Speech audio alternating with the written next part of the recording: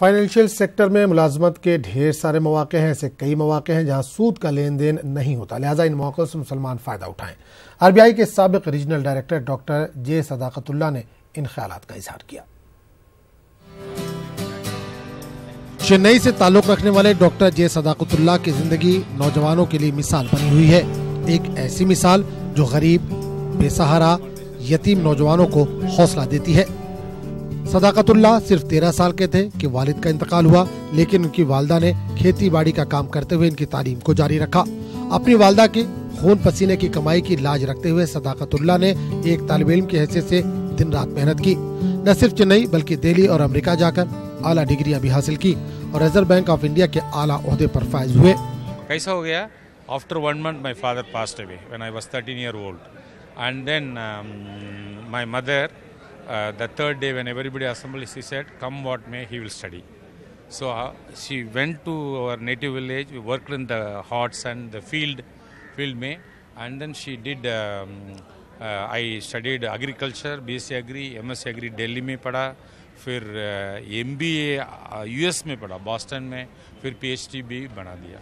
So then I became the first Tamil Muslim to occupy the regional director of the Reserve Bank, Southern India. صداقت اللہ پہلے تمل مسلمان ہیں جو RBI کے regional director کے عہدے پر فائز ہوئے. انہوں نے اپنی تمل خود نوشت میں اپنی زندگی کے نشیب و فراز کو بیان کیا ہے.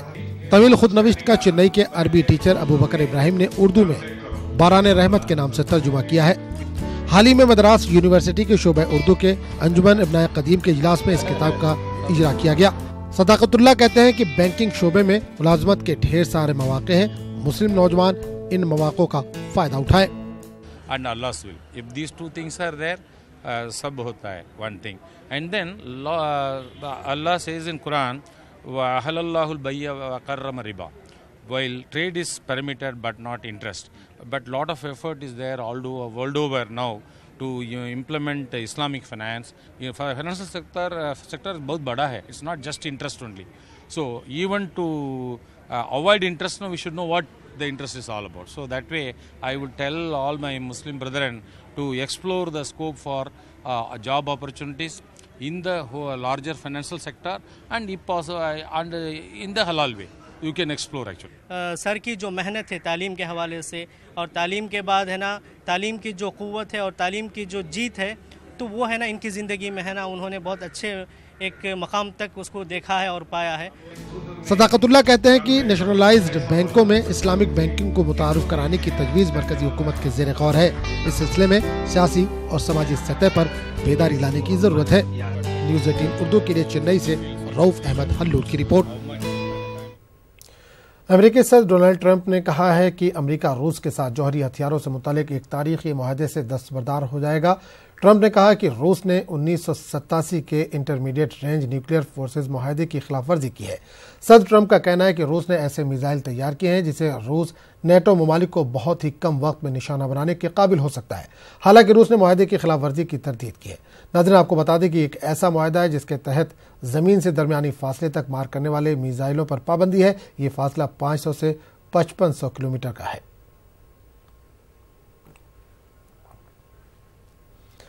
چین اور امریکہ کے درمیان تجارتی رسہ کشی جاری ہے.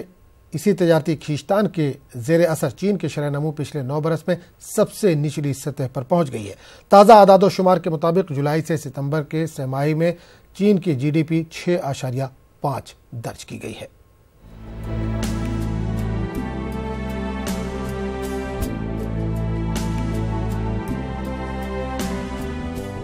چینی معیشت سست روی کا شکار ہے. اس میں بیرونی عوامل کا زیادہ اور داخلی عوامل کا عمل دخل کم مانا جا رہا ہے. تیسری سہ ماہی میں مجموعی اقتصادی پیداوار کی رفتار 6.5% رہا.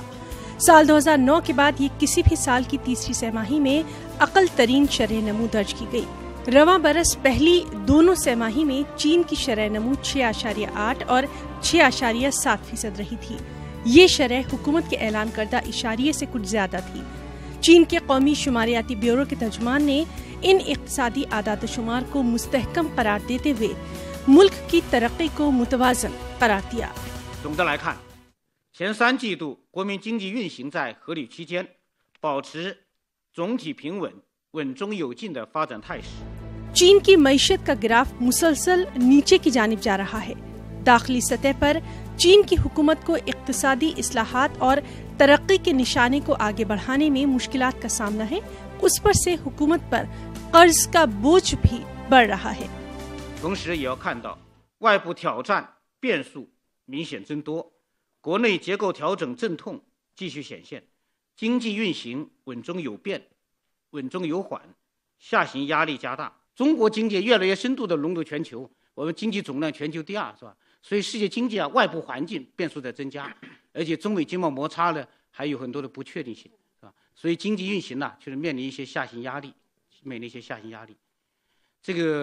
这样一些外部的环境呢，会给我们经济的稳定运行增加一些不确定性。